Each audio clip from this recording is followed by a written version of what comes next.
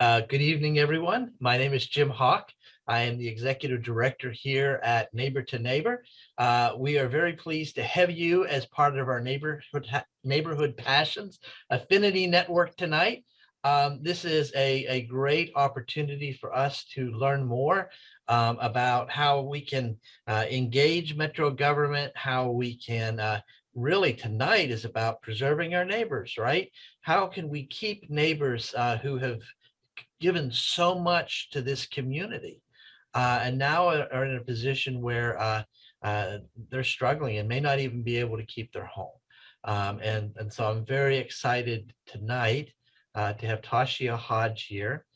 Tashi is from the Office of Trustee, and she is going to help us understand two programs that Metro government is currently offering to help keep neighbors in place. So I will turn it over to you, Tasia. Thank you very much, Jim. As Jim mentioned, I am Tashia Hodge of the Metropolitan Trustees Office. I am the current Director of Public Outreach and Community Engagement for the office, where the Honorable Erica S. Gilmore serves as our current trustee. If you'd give me permission, Jim, to share my screen, thank you, sir. I have a presentation that I'd like to share with you all today. Can you see it okay? Great. And I always start my presentation with a picture of um, Erica S. Gilmore, the Metropolitan Trustee, and whatever organization I am presenting for. And so we are so thankful for the opportunity to be here and just share this information. We have found, since she's been in office a little over a year, that a lot of our seniors or others who qualify for the programs just don't know that they exist.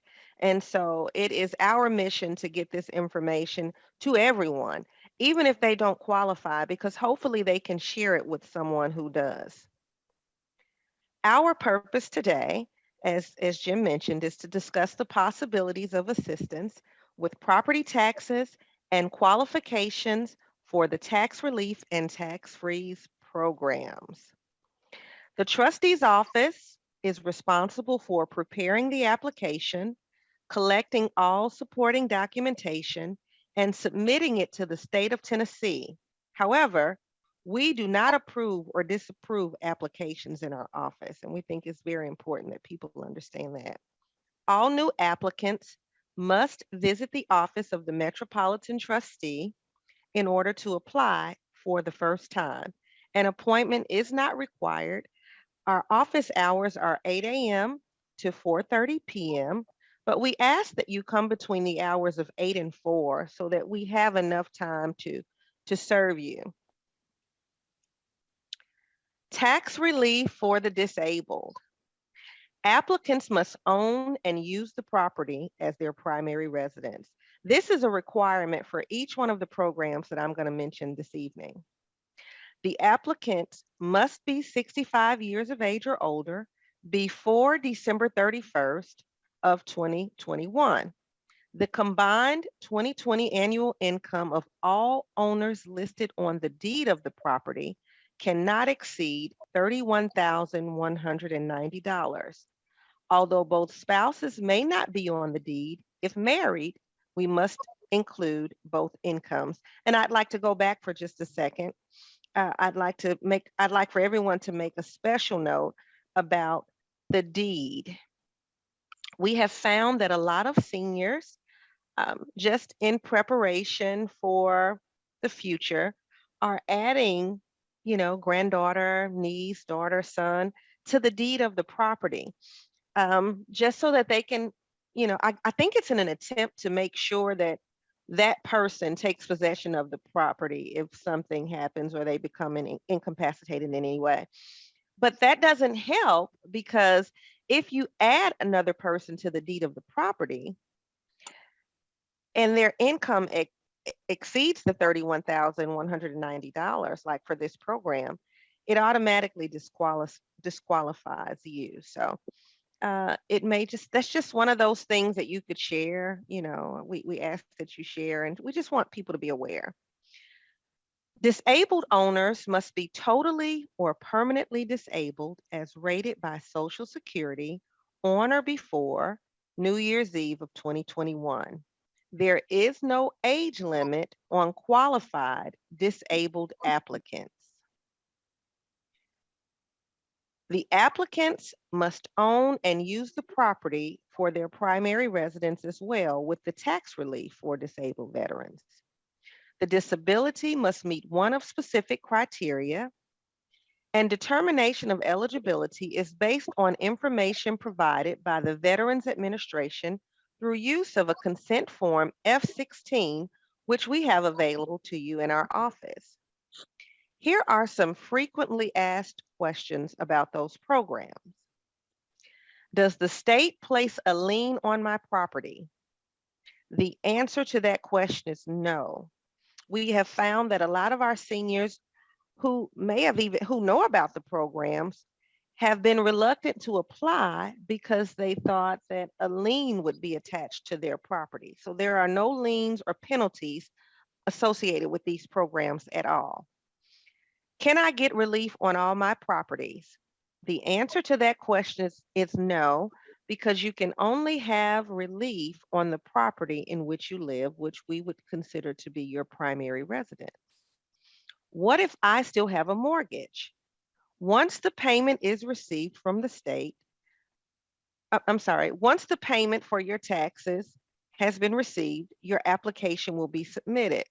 If approved, you will receive a check for the tax relief amount. What if my spouse is deceased? If your spouse is deceased, you will need to provide our office with a copy of the death certificate.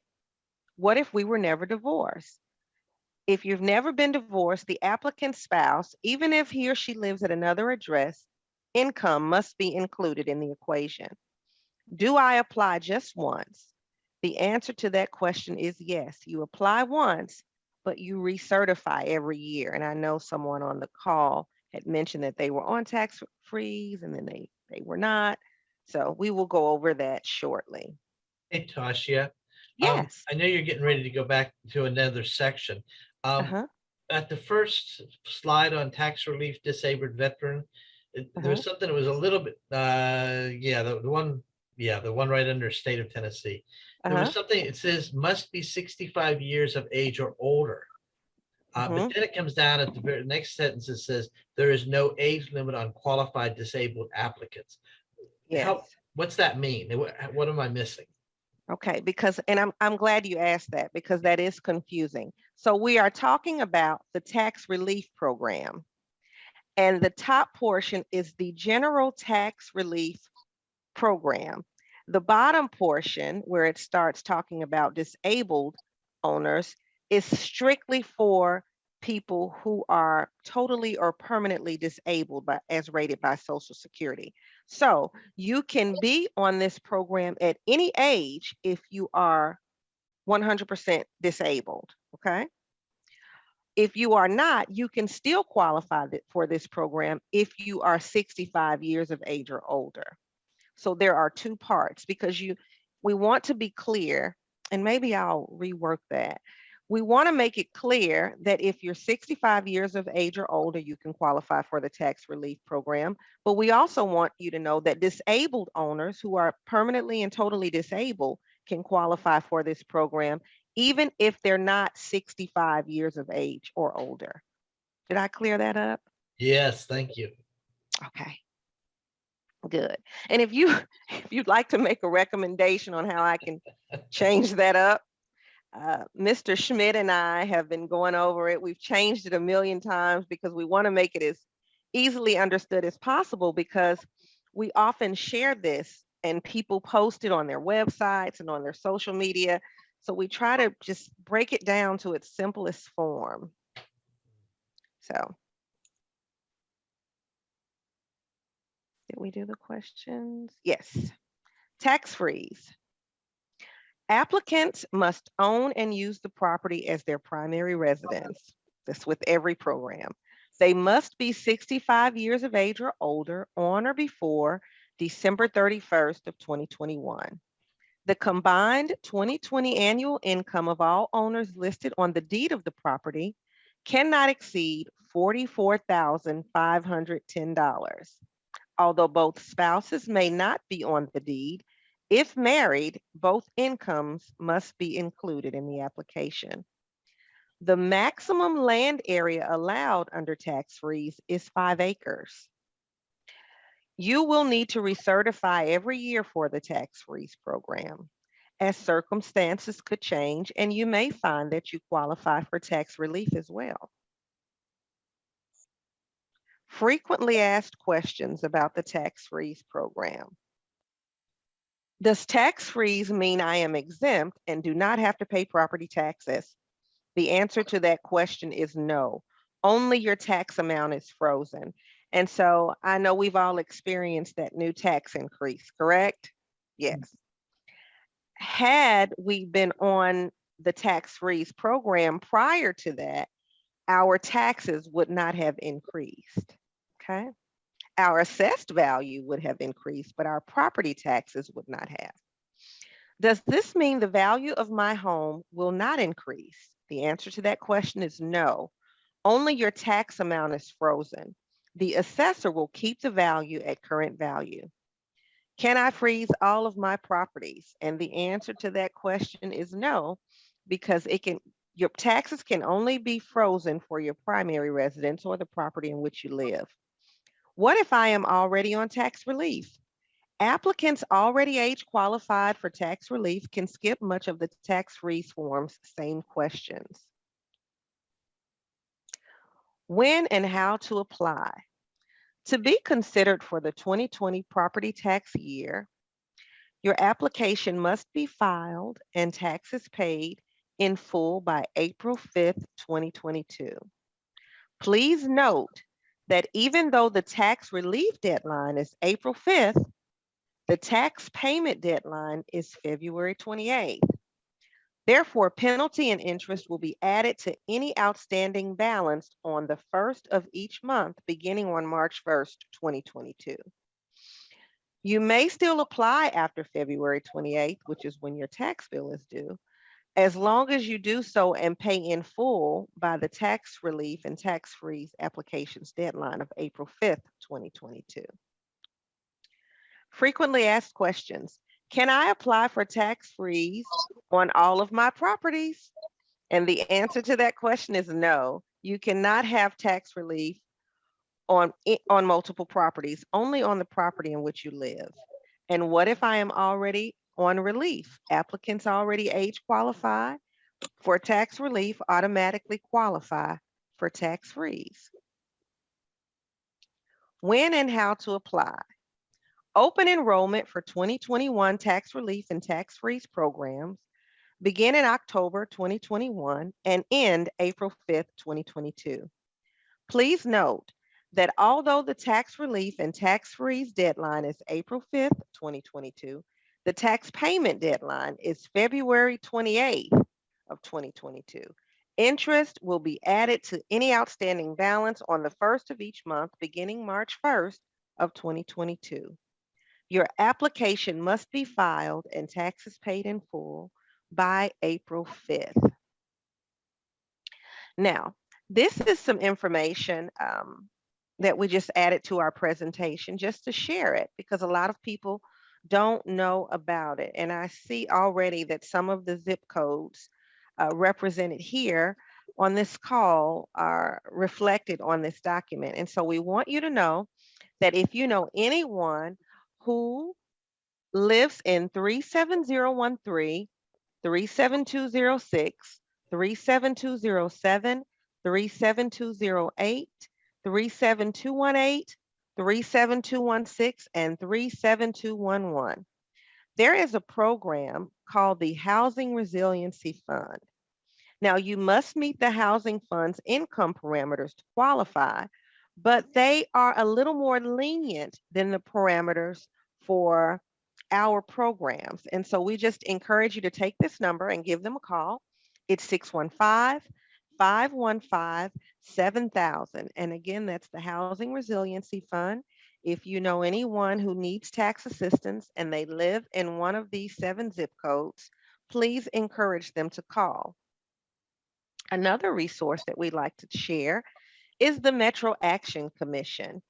And a lot of people know the MAC Hope program from the rental assistance program, which helps with past due rent and utility payments. They prioritize individuals below a 50% AMI, which is average median income, using a 60% set aside of their funding. Applicants must only be at least 62 years of age, which we already know that with our programs, you have to be 65. If you qualify for tax relief, you will automatically qualify for the Metro Action Commission assistance with delinquency taxes. And let me say this, it's not last year I saw them help people with current taxes as well as delinquent taxes. I saw people receive, and I don't know if the numbers are the same, but last year I saw folks who were getting $500 towards their delinquent taxes, and they also received $500 towards their current taxes. And so we just want you to know that they will give you up to $500 towards delinquent taxes. And I'm saying that I saw them give $500 toward current taxes as well. But for more information, please contact them directly at 615 862 8860. Here's a little information about our website. If you'd like to pay your taxes, the trustees website can be used to pay and check the balance of your property taxes. You will need to provide your name, your property address, the account or bill number to access your property tax record. Not all of those, but one of those. Available methods of payment are cashiers or electronic checks, cash in person, or debit cards. There is a 2.55% transaction fee for payments taken using a credit card online and in the office. You may also pay your current tax bills at any First Horizon branch during tax season, which is now. And it has to be a First Horizon branch that is in Nashville and Davidson County. Here are some interesting facts about the trustee's office. Tennessee law does not require the mailing of tax notices indicating the amount of taxes due. Owners of properties are presumed to know that taxes are due without personal notice.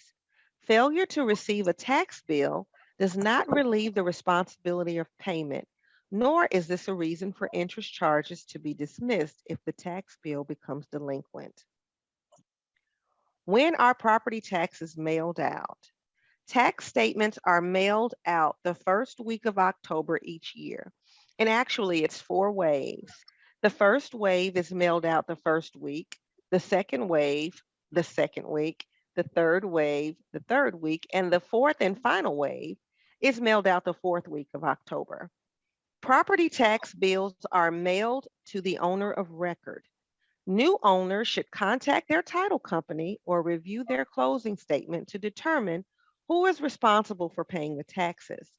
Payment of property tax depends on when the property is transferred. Unpaid taxes continue to accrue against the property. What time of year are property taxes due? Now, our property taxes are due on February 28th this year, 2022. They must be paid in full by the last day of February to avoid penalty and interest.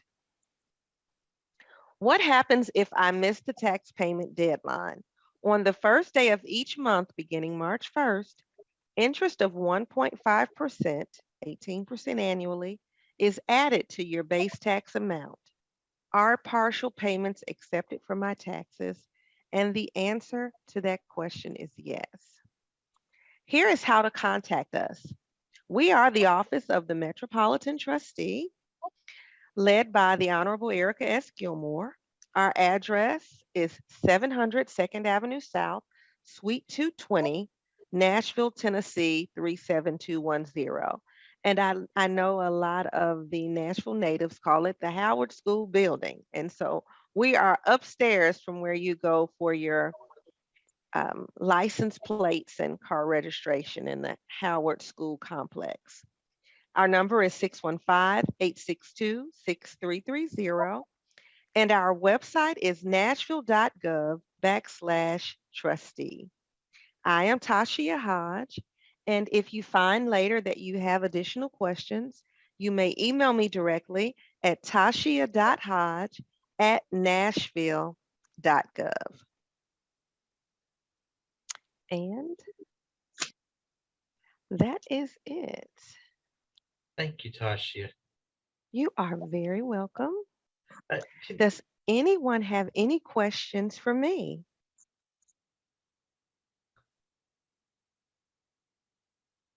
No questions? well, while they're Tasha, this is asking, Anita Armstrong. oh, You did Anita an says, awesome job. Thank you. Tasha, Will you oh, Sarah, then Thomas, please. will you mention again the phone number for the Housing Resiliency Fund? Absolutely. Let me get that for you.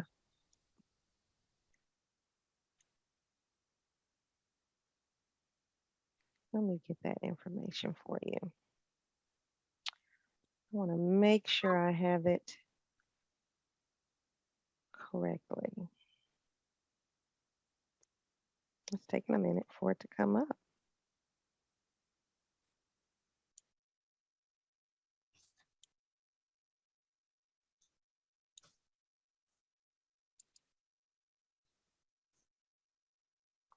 The Housing Resiliency Fund. Their number is 615-515-7000. All right, thank you. You're welcome. All right, Sarah. okay, my question is, let's see, on the tax freeze, the income for a couple, 44,510, is that the adjusted gross income on your 1040? Is that, I don't have, been working on mine this week. I don't have It's the net. net. Okay. Well, I Any guess idea? that would be considered the adjusted gross. It's not the gross, but the adjusted gross, right? Yeah. You have any idea what line that is, what the line number is? Let me look it up. That's okay. It might be 33, maybe. Line 33. 33? Okay, Line 33, I think. okay. It's a long time between one year to the next. And Right. I just started working on that. Okay. Any other questions? Tasha, Yeah. question. This is Ingrid. I was wondering how should I go about, well, I think I already know this answer, but do you guys come into the neighborhood to actually have a seminar? Residents are here. Have you done that? We have done that, and we welcome the opportunity to do more. And so last year, which was our first year, it was very stressful with COVID happening. Yes. And this is really the main part of what I do, is to go out into the community and present this information. And so it was very stressful for us, or for me, last year, because we had all these great plans, but we couldn't go anywhere because of COVID. And so what we've been doing is we have a video that we share with churches for bulletin time, because most of the churches had gone virtual. Mhm. We attend the council members' meetings. Mhm. We had a couple of events in person. A couple of council members were still having socially distanced in-person meetings. We have commercials. We have palm cards and postcards that we mail out. Well, this is what I would like for you to come into the community. What works best is always having that immediate, that firsthand connection with the residents. I have, well, there are people who probably qualify, at least I know as far as age, I don't know the income situation, but at least I know by age and them having inquired about it, that we people in the community who could participate, who want to talk. Second thing is, do you also have Oh, you froze, Ingrid. them through the steps necessary to complete the application?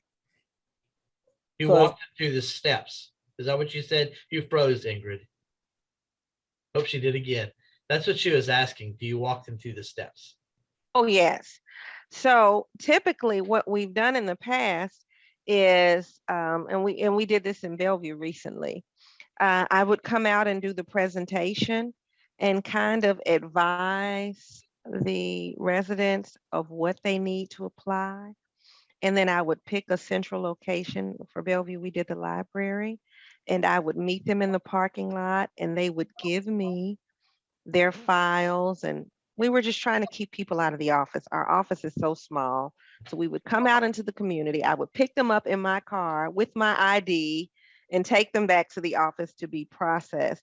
And I know someone here said they live in Maxwell Neighbors. And I recently had a taxpayer who was on one of the programs, and she was an elderly lady. I think she told me she was 94, and she said she had completed and mailed it, and we didn't get it, and I sent it to her again, and she didn't get it. I drove it to her house. I drove it to her house, and her grandson took it in, she signed it, and he brought it back out to me. So we will do what needs to be done. Once we get closer to the deadline, if we find folks, and this has not always been done, this is just with Erica Gilmore as the trustee. She will go through and find out close to the deadline who has not submitted their recertification. And so once we have a list of folks who have not submitted their recertification, we actually contact them personally, one-on-one. And at the end, last year, we had some folks we couldn't get in touch with. We actually went to their doors and, just trying to make sure that everyone takes advantage of the programs, because if we don't use the funds, we could lose them, Gosh, and yeah. Oops, go ahead. Go no, ahead. no. I'm sorry. I didn't mean to overtalk. No, go ahead. Well, I was just going to say, I know that there's several of you who are really active in your neighborhood associations. A couple tips that I've been thinking about for this program and others. The temptation is to have this presentation, have them come to a regular neighborhood meeting and give this presentation. I'd like to suggest that maybe you think about having this at a different time. Particularly when we're talking about seniors, it's dark right now, and a lot of seniors do not like to get out at night. I'm not saying that not everybody, right? But some don't. So having it at a daytime and making sure that, because you don't need folks that are younger than 65, unless they're thinking about this for their parents, right? So have this at a time that is convenient for the people in your neighborhood who need it the most, rather than a neighborhood meeting. And another thing is, if you are living in close proximity to other neighborhoods, it would be a great opportunity. Like I know that Anita's here and Ingrid's here. It would be, and Athelia's here. It would be a wonderful opportunity for those 4 or 5 groups to all say, we're going to pick this date, and then you promote it out to your neighbors to come on this date, so that Tashi is speaking to maybe 15, 20 people as opposed to 2 or 3.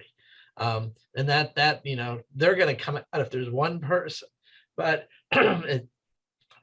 let's help them succeed at what they're trying to do. So Ingrid, I'm sorry, did you get the answer to your question, or did you miss it? Well, it's great because Jim, you continue to in the direction I was going. My main goal is to use community center to have Cleveland Park, Maxwell, this neighborhood and maybe some others to meet. Again, that time frame during the day, because they are retired, most of them, some of them are still active, but it's all about planning. So time and a date, and there they are. But I want one who's going to have the patience to walk through it. Everybody is literate as far as computer manipulating where to go and how to fill out forms. So if they feel comfortable, and if the possibility of them completing it and knowing it's done and understanding the mechanics of how the program works, that every year is the recertification that they understand. And also with the people, like there's some things that you said, exactly. People have used or have their child on the deed for the reasons that you mentioned, but now it's something that they need to reassess. They just really need to understand how that can adversely affect their ability to get the relief, the tax relief. So anyway, yes, if I have your email address. Do I have your number? I don't think I do. But anyway, I would like to coordinate this and talk to the other presidents of the nation to see if we can come up with a day and time. I'm targeting March. I don't know, Anita, I don't know, I'm targeting March, somewhere in the beginning of March, to see if that's, well, after my first meeting for the month. So The sooner the better, because the Yes. deadline is April 5th. And if I could meet with them and then give them the opportunity, maybe come back out the next week so they can have Okay. time to gather the documents that they'll need. Okay. So say next week we did the advertising, that gives them enough time to actually, work on it. So yes. Okay. What other questions do folks have? Okay, speaking of, this is Ophelia. Speaking of, say, having, you have the adult and then you have the younger person on their deed, and the elderly person passes, where does that leave? I mean, you see where I'm going with that? Where does that leave the person who is left on the deed but maybe under 65? They no longer qualify. Okay. So yes, and I wanted to also include it. I'm trying to wrap my hands around is estate planning, because you're taking the mechanism away from them that they would ensure that the house is passed along, but estate planning will help them understand, now that we've done that, we're not leaving you out there. There's another approach. And that's something I have to work on. And Unless there's an expert in the group. And to be fair, they're not actually taking away that right. It's just that by law it can't be that way. Right. Problem. Yeah. Okay, so what if the person is over, say, 60, 65? The person signed on the deed. Well, if they're over 65 and meet the other qualifications, then they can continue on with the program and recertify and just turn in the death certificate of the person who passed away. Gotcha. Okay. But we're not talking about being retroactive, right? So if the tax relief is given to a person and for this year's assessment, right? And then they die in July, you're not coming back and saying, oh, you no longer qualify. They would have to die before the relief was given to them. Is that right? In other words, if you're saying someone's approved for tax relief, right? And it's April, they get it in by the deadline, and you've come back and said you're approved, and then that person passes, right? You're not going to come back and say, hey, well, you died a month after we gave it.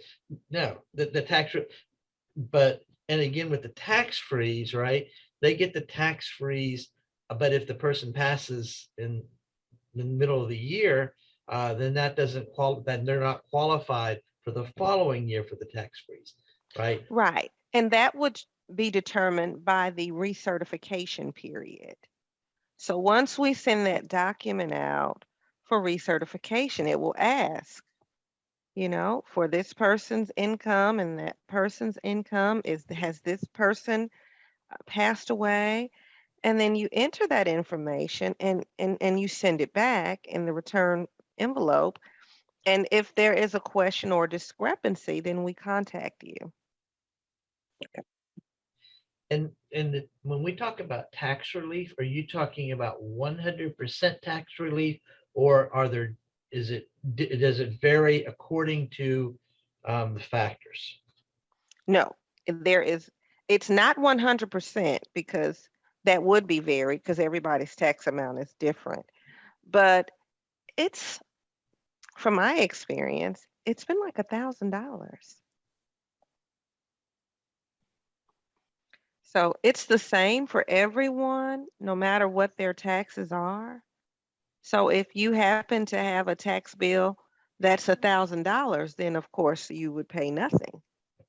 If you have a tax bill that's $4,000, then you'd be responsible for the other three, just for the sake of using easy math.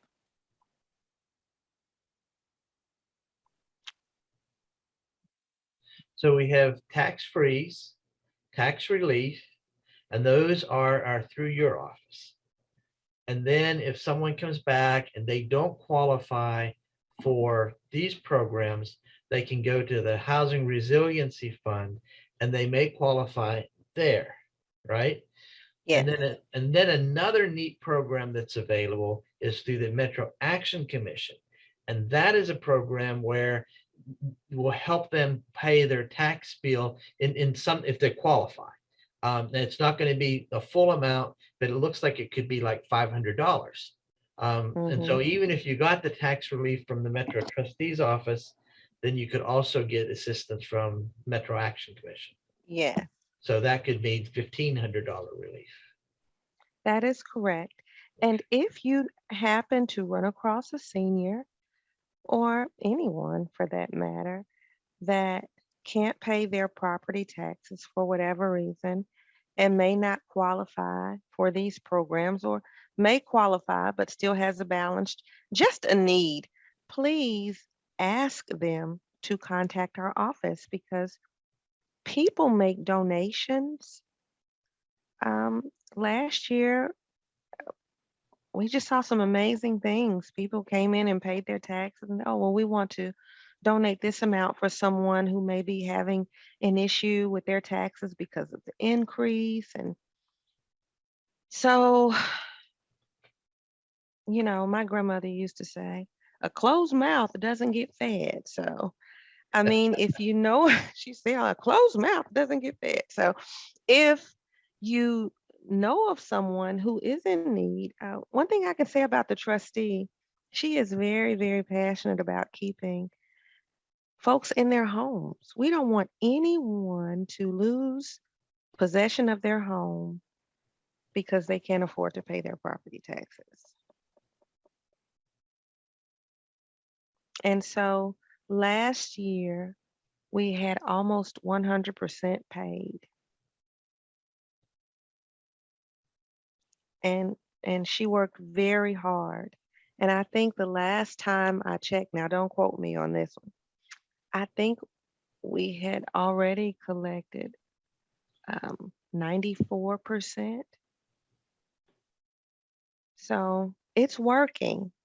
I can only imagine how well it would work if I could come out and be in everyone's faces like I like to do. But it's different. It's different now. And it seems so easy, and sometimes it's so frustrating because, it's just different times. So we will come and present, even if it's your church, any other organization that you may be a member of that you think folks could benefit from this information. We don't care. We don't care what time it is. If it's 8 o'clock in the morning, if it's 8 o'clock at night, if it's Saturday, if it's Sunday, I will be there. So please don't hesitate to ask. And just share the information. Tell everybody about it. Just tell everybody about it. If if you can help one person, it's worth it. It's worth it. Do we have any other questions? Yeah, you're right, Carolyn. She is very passionate about this. And Tasha, we really, really do appreciate that. Thank you. Well, thank you for being here tonight. I want to pull up my little calendar here real quick because I got excited and forgot. You know, we're going to go in a totally different way next week. That's the nice thing about looking at different passions. Next week's Community Day. And we have members of Kim Bolton neighborhood in Madison coming down or joining us on Zoom. They're going to talk about their very first block party and how it went, why they did it, what they did to get it to be so successful. They were nominated by Councilwoman Tanya Hancock, who said that they just had an amazing party. And so we're going to look at that, and it may be something you want to try in your neighborhood. And so join me next week for that. And then the most important thing that I want to make sure that everyone is aware of right now is we are getting ready for C4N Nashville. That is the Conference for Neighborhoods. The last time we did an in-person conference, we had over 200 neighborhood and community leaders from throughout Davidson County. And this time we're going to do even more. And it's going to be at the Music City Center, downtown Nashville. Two things you got to know. They're providing complimentary parking. So you are not going to have to pay for your parking. It's also in the morning. So all those pedal taverns that you read about and see on the news, they're not going to be out when you're there. and we were down there last Saturday, and it's pretty quiet at that time in the morning that we're going to be doing this. So it's a great venue. It's beautiful. And this is a world-class venue that people from around the world come, and we're going to be able to be there. More importantly than that, though, we are going to really talk about some of the major issues facing our neighborhood today. Development, dangerous driving, the litter crisis, homelessness in our neighborhoods, and the lack of engaged residents and neighbors. And we're going to do deep dives, and you will get to choose one of those topics and literally spend over 3 hours with other neighborhood leaders who are peers and other community advocates to really think about how we can create positive change in our neighborhood and throughout neighborhoods across Davidson County. So I hope you'll come. We use a sliding scale fee. You choose the amount that you can afford. And then here's the other thing that I think is really important. If you really want to come to this conference, we never turn anyone away for lack of funds. So if you can't afford the lowest rate, which is $35, and you can afford $5, you are welcome to come to this conference. And ultimately, if you can't afford any money, we're going to make it possible for you to be there because we can't lose one person who cares about their neighborhood.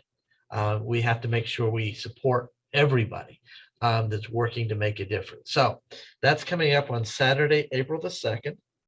It's going to be at the downtown or the music in downtown at the Music City Center. And I'm going to put real quick here the link to the event.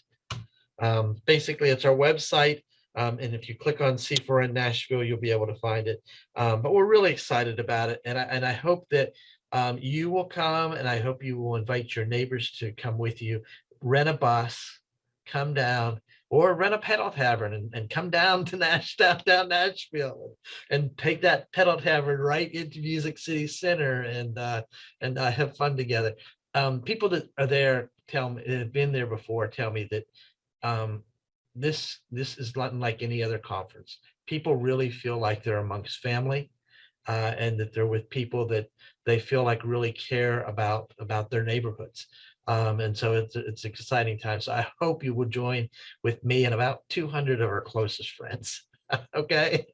And we will look, that's all I got. If anybody doesn't have anything else, I will look forward to hopefully seeing you all next week, or at least sometime soon. You know, you are what's best about Nashville. All of you. Some people say it's the business community. Some people say it's the tourists. Some people say it's the developers. Without the work that you do in your neighborhood, Nashville would not be Nashville, and our neighborhoods would be horrible places to live.